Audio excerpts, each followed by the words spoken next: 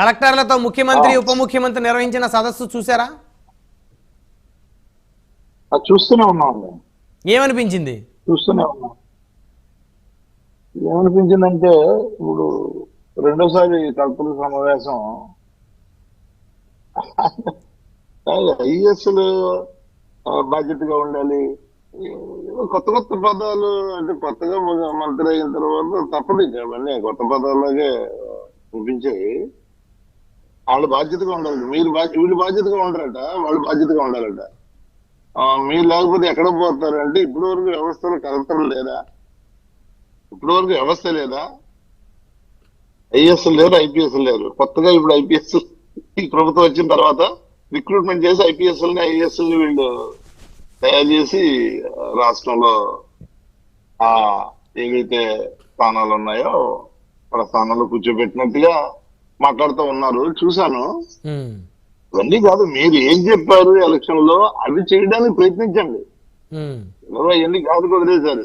హామీలు వర్షం కురిపించారు, అనేక కలబులు మాటలు మాట్లాడారు, అనేక వాగ్దానాలు చేశారు. దాన్ని మరి మోసం అంటారా, ఇంకోటి అంటారు, ఇంకోటి అంటారు, మీ పరిభాషలు ఏమంటారు మీరే దానికి ఒక ఎండ్ వేసి ప్రజలకు మీరు ఏం చేస్తామని చెప్పారో అది చేసే కార్యక్రమం చేస్తే కాస్త న్యాయంగా ధర్మంగా ఉంటుంది తప్ప ఇట్లా కలెక్టర్లు ఒకరికొకరు పొడుకుంటా ఉన్నారు. వాళ్ళిద్దరు పొడుకోవడం తప్పులేదు. మీరు ఇద్దరు పక్కన కూర్చొని మీరు పోడుకోవచ్చు, కానీ కలెక్టర్ సమావేశంలో మీరు పోడుకోవడం కాదు కదా. ప్రజలకు ఏం చేస్తాము, ఏం చేసాము, ఏం చెప్పాము, ఏం జరుగుతుంది, ఏం చేయబోతున్నాం, అదేదో దిశానిర్దేశం చేస్తే కాస్త బాగుంటుందేమో అని అనిపించింది. అది జరగలేదు. అసలు జరగలేదు, కానీ మిగతా అన్ని ఈ కాలక్షేపం జరిగింది.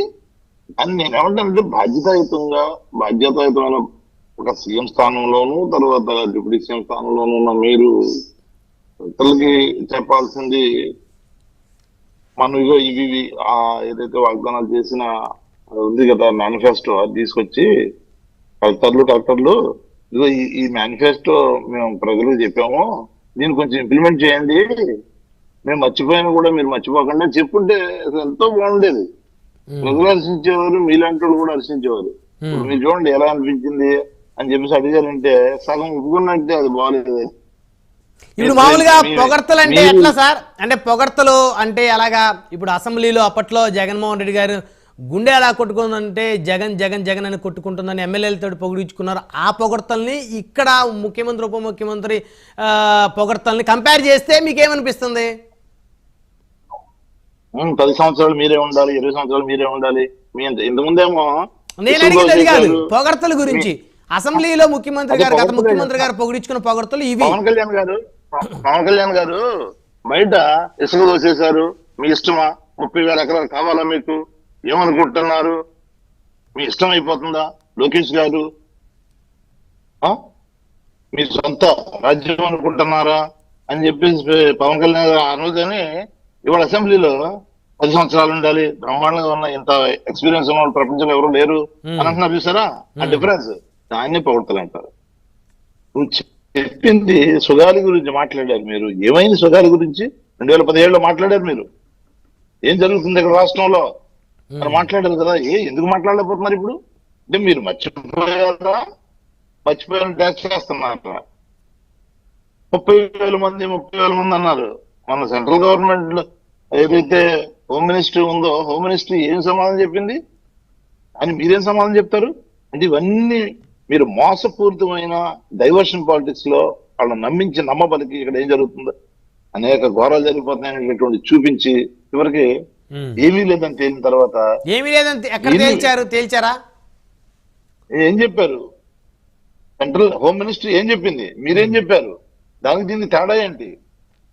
25,000 వచ్చేసింది, 25,000 కిలోలు అది డ్రగ్స్ అయిపోయింది, అది అయిపోయింది, ఇది అయిపోయింది అని చివరికి ఎక్కడ వెళ్ళింది? చివరి ఇవాళ సిబిఐ ఏం తెలిసింది? ఇవన్నీ మీరు ప్రజలను మోసం చేసి అబద్ధాలు చెప్పి కలబుల మాటలు చెప్పి మురళి గత ప్రభుత్వం మీద చేసిన కార్యక్రమం కాదా అంటున్నాను. దీని సమాధానాలు ఏవి? అవి చెప్పుండాల్సింది కదా. ప్రతి సమయంలోనూ కూడా ఏదో ఒక టాపిక్ తీసుకురావాలి, డైవర్ట్ చేయాలి. విశాఖ స్టీల్ గురించి సమస్య లేదు, నేను ముందు నిలబడతాను కాదు. దాని గురించి ఒకటి తీసుకొచ్చి నారాయణమూర్తి గారు ఎట్లనో ఒక్క నిమిషం మీరు డైవర్షన్ అంటున్నారు కాబట్టి ఇక్కడ ఒక అంశాన్ని ప్రస్తావిద్దాం అనుకున్నా. మంచు మోహన్ బాబు గారికి సంబంధించిన వారి ఫ్యామిలీలో ఆ ఎపిసోడ్ హైదరాబాద్లో జరిగింది కాబట్టి మీరు పాపం వీళ్ళ కంటకట్టట్ల కూటమికి. అదే గుంటూరులోనే విజయవాడలో జరిగితే ఇది కూడా ఒక డైవర్షన్ పాలిటిక్స్లో భాగంగా వీళ్ళ అంశాన్ని తెర మీదకు తెచ్చి వారికి సంబంధించిన మీడియా వ్యవస్థలతోటి దాని మీద చర్చలు పెట్టారని అనేటువంటి ఆస్కారం ఉండేది. కలెక్టర్ మీటింగ్ పెట్టింది కూడా దాని డైవర్షన్ పాలిటిక్స్ అని చెప్పేసి ఏదో 4 మాటలు మాట్లాడి ఇక్కడున్న ఏదైతే ప్రజలు అల్లాడుతా ఉన్నారో ఈ రోజు కరెంటు ఛార్జీలు విపరీతంగా, నేను కరెంటు ఛార్జీలు పెంచను అని చెప్పేసి పొంగనూరులోనా చెప్పింది. మీకు గుర్తుందో? మరి మీరు మర్చిపోతారు అలాంటి. సారీ, గుర్తుంది. గత ప్రభుత్వంలో దాదాపు 8 సార్లు పెరిగింది కరెంట్ ఛార్జీ. ఏమైంది? ఎందుకు ప్రజలంటే మీకు అంత సులకన? వాళ్ళ మీద బాదురే అని చెప్పేసి ఆ బాదురు ఇవాళ ఎలా కనపడతా ఉంది? ప్రజలు అల్లాడిపోతా ఉన్నారు. 2500 కోట్లు సుమారుగా ఈ కరెంట్ ఛార్జీల మీద బాధ కార్యక్రమం చేస్తా ఉన్నారు. ఏం అంటే మీరు ఒకటి చెప్తారు, ఒకటి చేస్తారా? ప్రజలు ఒకటి చెప్తారు ఓట్లు వేయించుకోవడానికి, తర్వాత ఇంకోటి చేస్తారా? దాని గురించి ఆలోచించండి. కొంచెం ధర్మం న్యాయం ఉండేటట్టుగా చూడండి. మీరు చెప్పిన మాటల్లోనూ చేసే పనుల్లోనూ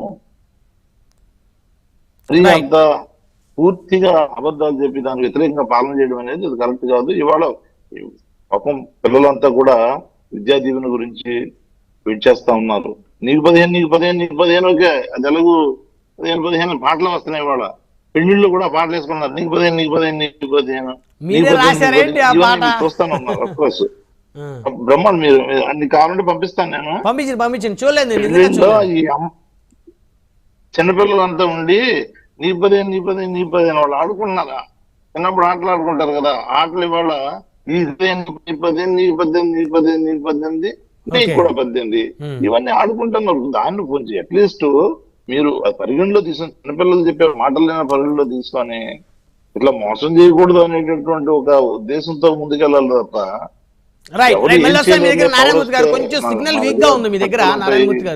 పోలీసులు ఉంటారు అనేటటువంటి వెళ్ళడం కరెక్ట్ కాదు. నారాయణమూర్తి గారు మళ్ళీ వస్తాను మీ దగ్గరికి. కొంచెం సిగ్నల్ కూడా వీక్గా ఉంది మీ దగ్గర. మనతోటి నరసింహప్రసాద్ గారు ఉన్నారు, తెలుగుదేశం పార్టీ సీనియర్ నాయకులు, రైల్వే కొడూరు మాజీ ఇన్ఛార్జ్, గతంలో ఎమ్మెల్యేగా పోటీ చేశారు రైల్వే కొడూరు నుంచి. నరసింహప్రసాద్ గారు గుడ్ మార్నింగ్ అండి. Sir good morning.